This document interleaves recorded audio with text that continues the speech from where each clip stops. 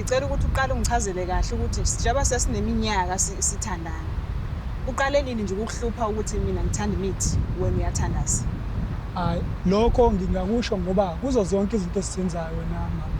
Wena into yazi umuthi bengasebenzi mina.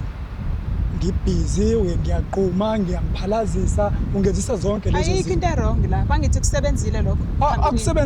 Akusebenzanga mina bekungishizilisa kakhulu because ngiyazi ukuthi ekumele ngikwenze ngiyakwazi kodwa manje ngenxa ukuthi angifuni ukukhuluma sengigcina sengenza. Ngakufica ushizila kahle kahle. Yebo, angifica ngishizile. Uthandaza unjalo kodwa wawushizila ngithi. Yes. Kwase kwafika mina ngakuintroduce kulento yami leyo ukuthi fanele sihlole, fanele sibone umuntu ozosisiza.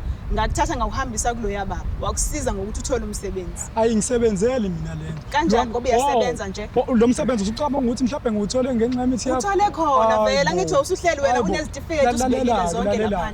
Lalela ngikholeka mina ngitshela into eyodwa. Mina ngafunda nawe uyakwazi lokho. Vela kukusebenzela ngathi sihlalile izitifiketi zakho? Izitifiketi zami azisebenzi. Kuyimazisebenza manje ukuba kufike mina ngakuhambisa kulo yababa okwazi ukuthi akusiza akunikeze izinto zokuthi uqhume. Ekuyipondo ngempela lokho yazi ungalingi ukukhulume ngobumpondo. Yazi manje usiyanyanyisa ke okokuqala uyinzule wena eyithithiza uyislima. Mina sengiyislima mina. Angithi awuhleli ngasebenza. Kuyimanje uhamba ngeimoto enkulu nezimali zakho kodwa futhi uzothi mina ubiza banga slima. Uyisona vele uyislima. Nje angithi siphambi kwa TV manje indaba uzongiletha kumakhamera kodwa uyazazi ukuthi wena wasizwa yimini ukuzibeka kule ndawo okuyona.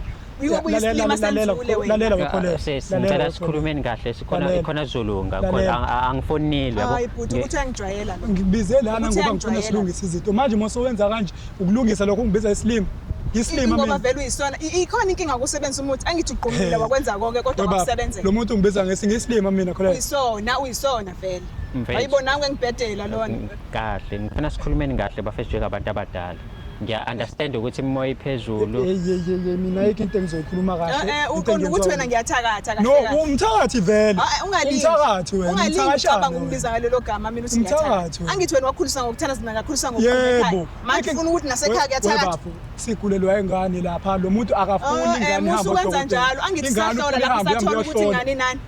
Angiyithembi mina leyo nto wena wakwayibona wena leyo. Awukazi uthi awuyithembi uzosho la phambi kwabantu ukuthi awuyithembi. Ilokhu ikusebenzela iminyaka yonke. Nakho ngibhekene nakho.